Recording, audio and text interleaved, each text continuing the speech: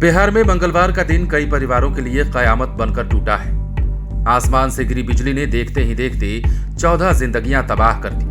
नवादा, बांका, लखीसराय और जमुई में वज्रपात की अलग अलग घटनाओं में 14 लोगों की मौत हो गई है, जबकि कई लोग झुलसकर जख्मी भी हुए हैं। अचानक बरपी इस आफत के बाद गांव में मातम पसरा हुआ है और मृतकों के घर में चीख पुकार मची हुई है। बांका में सबसे दर्दनाक मंजर सामने आया है।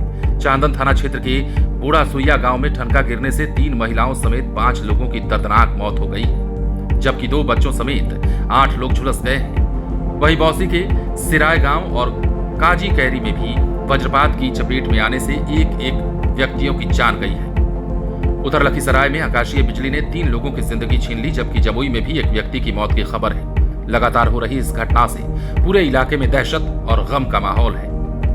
नवादा में पिछले 12 घंटे के दौरान वज्रपात ने 6 परिवारों पर कहर बरपाया है। रजौली थाना क्षेत्र के दरियापुर गांव में धान की रोपनी के दौरान एक ही परिवार के 3 मजदूर ठनका की चपेट में आते हैं और उनकी मौत हो जाती है।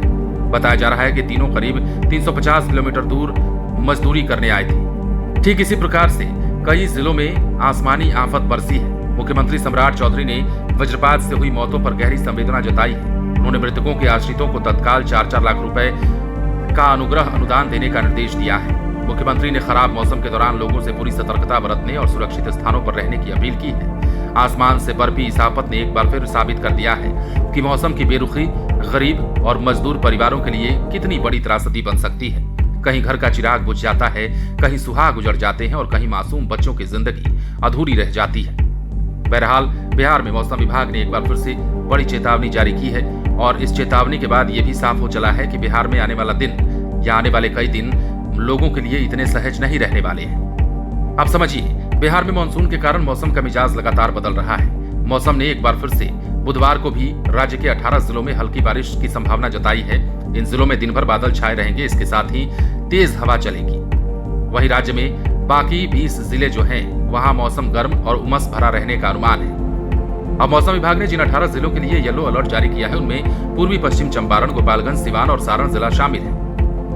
इसके अलावा बक्सर, भोजपुर, कैमूर, रोहतास, औरंगाबाद, अरवल, सुपौल, अररिया, किशनगंज, सहरसा, मधेपुरा, पूर्णिया और कटिहार जिले में भी बारिश की संभावना है। मंगलवार को राज्य में आकाशीय बिजली गिरने से बहुत बड़ा नुकसान हुआ है।